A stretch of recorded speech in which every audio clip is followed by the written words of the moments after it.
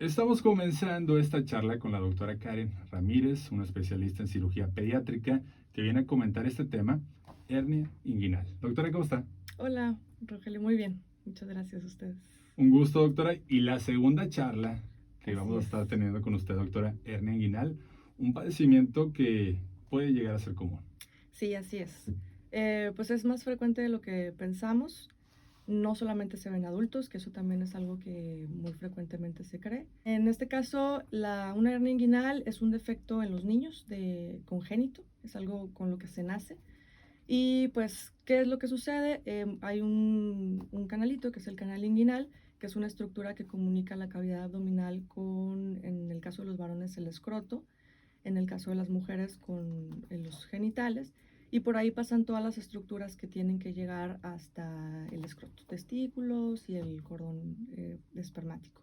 ¿Qué es lo que sucede con este canal? Una vez que atraviesan las estructuras, el canal se debe de cerrar y cortar esa comunicación que hay entre la cavidad abdominal y la ingle.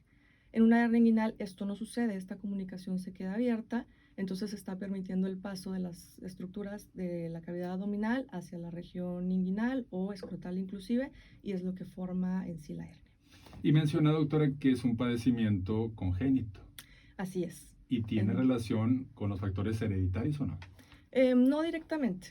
Puede ser, por ejemplo, en pacientes prematuros o en pacientes con algunas enfermedades, pero no directamente en sí con algo genético o perdón, hereditario.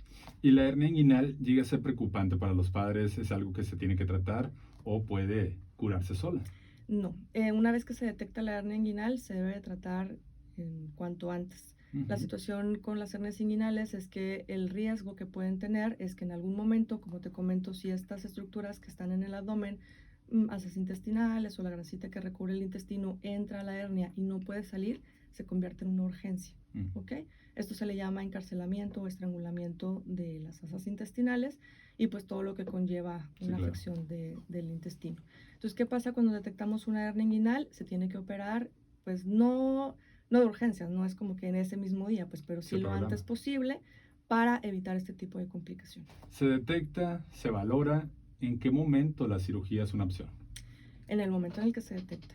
Las hernias, como te comento, inguinales específicamente, no van a cerrar. Definitivamente no hay algo que podamos darle o tiempo que podamos esperar para que cierren solitas.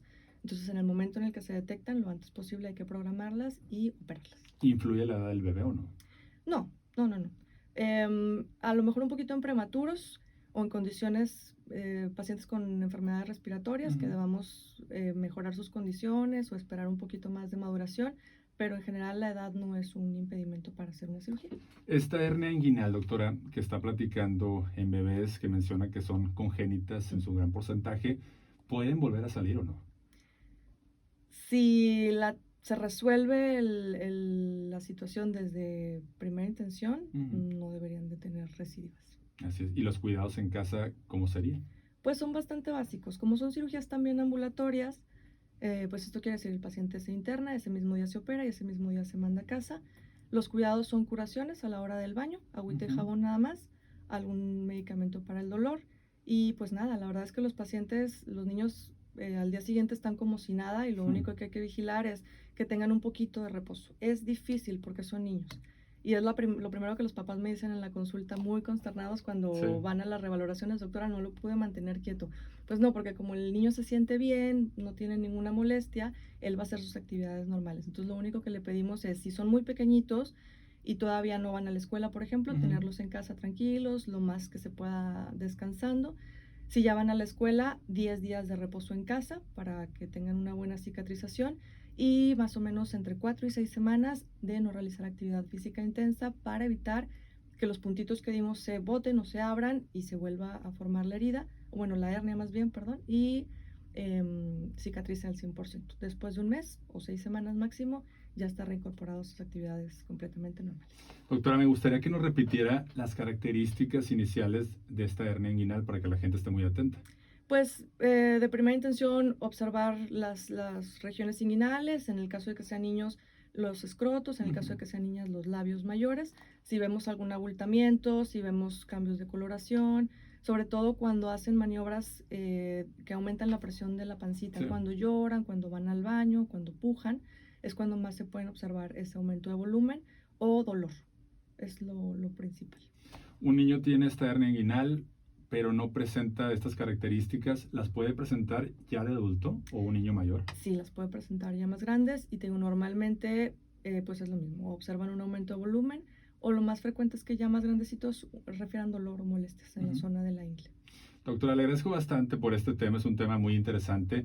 Ya nos mencionó lo principal, las características, qué niño puede ser propenso y sobre todo que la gente acuda a tiempo, doctora, porque eso es algo que tenemos que recordar muy frecuentemente, ¿no? Sí, como les digo, en el momento en el que lo detectamos, vemos una bolita en la ingle, hay que buscar un especialista, ya sea que nos apoyemos primero en el pediatra y él lo refiere a un cirujano pediatra o buscarnos directamente a nosotros porque el riesgo de complicaciones sí es alto y sí puede ser bastante, pues de mal pronóstico. Es cierto.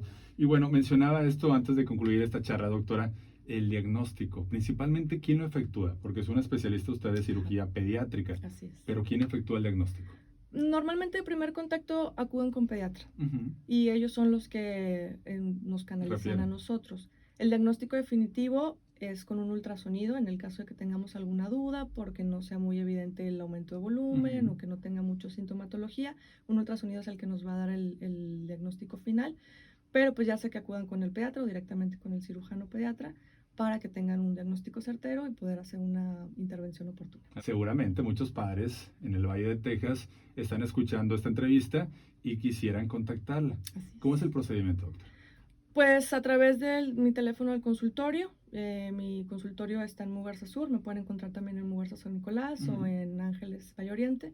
El teléfono del consultorio es el 81 2156 5110 y pueden agendar una cita directo en este teléfono y yo con todo gusto los estaré recibiendo. Así es, y también maneja redes sociales. Así es. Me pueden encontrar en Instagram y en Facebook como @cirupediamty. Doctora, le agradezco bastante. Buenas noches. Buenas noches y vamos a un corte. 9 minutos. Bien, creo que estamos ahí